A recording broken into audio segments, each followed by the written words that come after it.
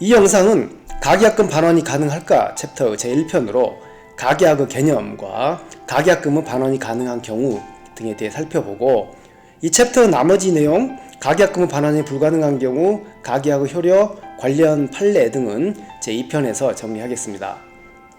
부동산의 임대차 또는 매매계약을 진행하면서 정식 계약서를 작성하기 전에 가계약금을 지급하는 경우가 있습니다. 임차인 또는 매수인은 본계약이 성사되지 않으면 지급한 가계약금을 돌려받을 수 있다고 생각할 수 있지만, 하지만 특별한 사유가 없는 한 한 번 지급한 가계약금은 돌려받기 어렵습니다. 이 영상에서는 일반적으로 왜 가계약금을 돌려받을 수 없는지, 그리고 어떤 경우에 가계약금을 돌려받을 수 있는지에 대해 황 박사의 뉴 상가 임대차 분쟁 솔루션 제64장과 함께 살펴보겠습니다. 가계약이란 매매나 임대차 계약을 진행할 때 정식 계약을 체결하기 전에 임시로 맺는 계약입니다. 가계약은 그 내용에 따라서 준비 단계의 계약과 조건부 계약으로 구분할 수 있고요.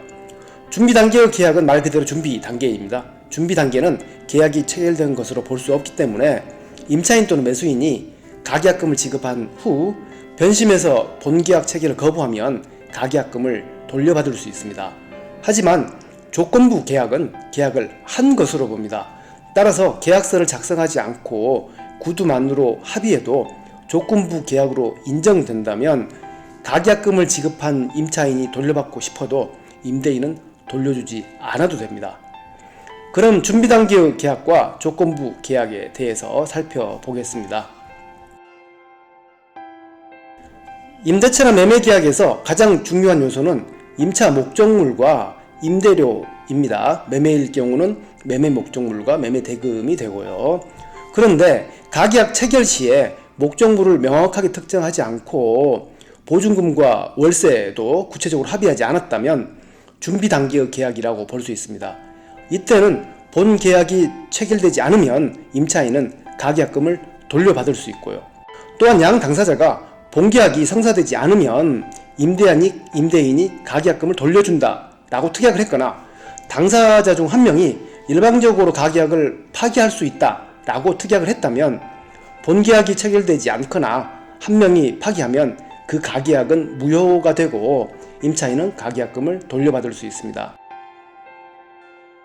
한편 임대인 또는 매도인이 중대한 과실을 범해서 본 계약이 성사되지 못할 경우 등 특수한 상황에서도 임차인은 제한적으로 가계약금을 돌려받을 수 있고요.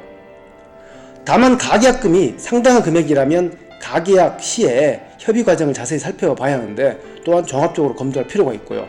일반적으로 가계약금은 보증금, 매매세 매매대금이죠. 보증금의 10%로 하고, 가계약금은 다시 계약금의 5%에서 20% 정도로 책정한 걸 봤을 때, 즉 가계약금은 총 보증금의 0.5%에서 2% 정도로 정하기 때문에 이 비율을 훨씬 넘어서, 예를 들어 가계약금을 보증금의 5% 이상으로 지급했다든지 한다면 그 가계약은 협의 내용에 따라서 조건부 계약이 될 수도 있습니다.